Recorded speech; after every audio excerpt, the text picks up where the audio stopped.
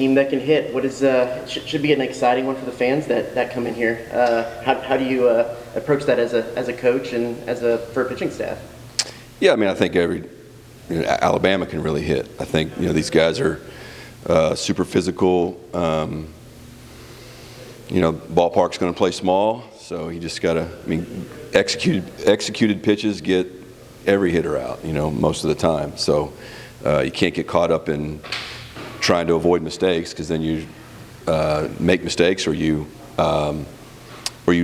put guys on base for free. So they're Condon and Collins and Colby Branch and all those great players they have. I mean, they're probably going to get their hits as they come along, but you just got to make sure they're not bunched together or surrounded by walks and errors. So all you can do is control what you control, and that's executing pitches and trying to put our defense in the best possible spot, that if it stays in the ballpark, maybe we can catch it. At the risk of being hyperbolic, have you remembered a matchup that has a Condon and a Montgomery and a Laviolette, just those kind of guys at the top of the power bats all together in one ballpark?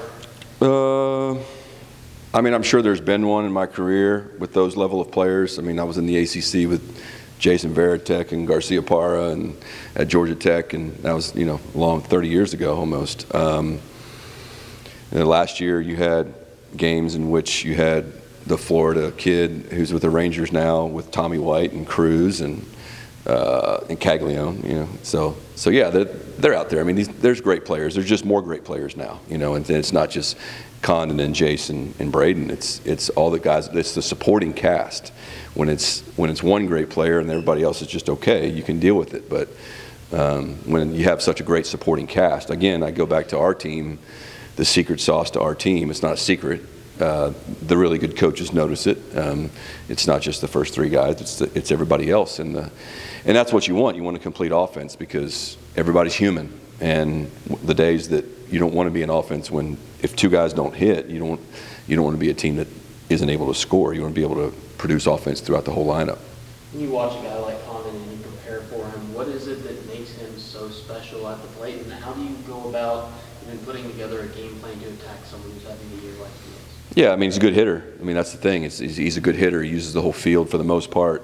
You can't, you got to do something to try and, how would I say it here? You're gonna have to give something up. Like you can't cover. He covers both sides of the plate.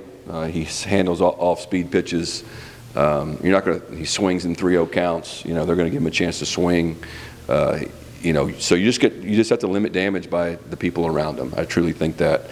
And then he's human too. And so I didn't see the entire game the other night, but I think he got his first hit in maybe the last inning in which they scored. Clemson's got a great team, so we'll look at that. But at the end of the day, if Prager executes pitches, and that's all we can do. So you start thinking about one guy, and then all the other dudes beat you. That's what happened, at least in my mind, to us against Florida. I was so concerned with Shelton and Kaggs that it was the right-handed hitters that got us more so than those guys did. So they've won a lot of games, but they've lost games too. So it's got to play well. I saw on Twitter that you kept Friday and Saturday games 1 and 2 the same as far as pitching goes. What went into the decision to leave Game 3? Yeah, I mean, it was just more of I wanted to see Justin, how he feels. I haven't seen him yet today. Talked to him a little bit yesterday. Just want to make sure he feels great.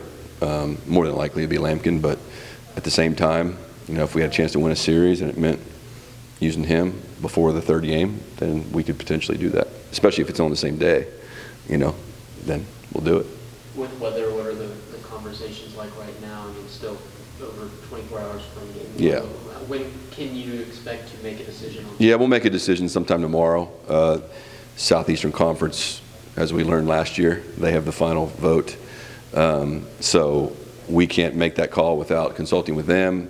They prefer not to make it until, especially since the team's going to beat Georgia will be here tonight. So we'll make it as early as we can, as soon as we feel like we know it. I mean, if you can predict the weather, let me know. But yeah, we'll try to do it in a timely manner so that fans can plan, so that we can plan. So I would anticipate some sort of announcement middle of the day tomorrow, maybe at some point before the game. You posted on social just talking to fans fans about like passing tickets back and sharing. Do you want to talk a little bit about that, especially with the big? Yeah, I did that. I did that early in the year just to encourage mainly our season ticket base, our season ticket owners to if they can't be at the games to send their tickets back or share them with somebody, or that was, some of it was facetious, like send it to me, which I mean I still have, my children are young enough to where they have friends that go to A&M that can't get a ticket or want to sit in good seats, so I'll send them to the kids from Fort Worth that my children grew up with. But yeah, obviously people have been going to the games, and people are excited to watch us play, and I haven't had to bring that up in a while because this place looks full. Thanks. You got it.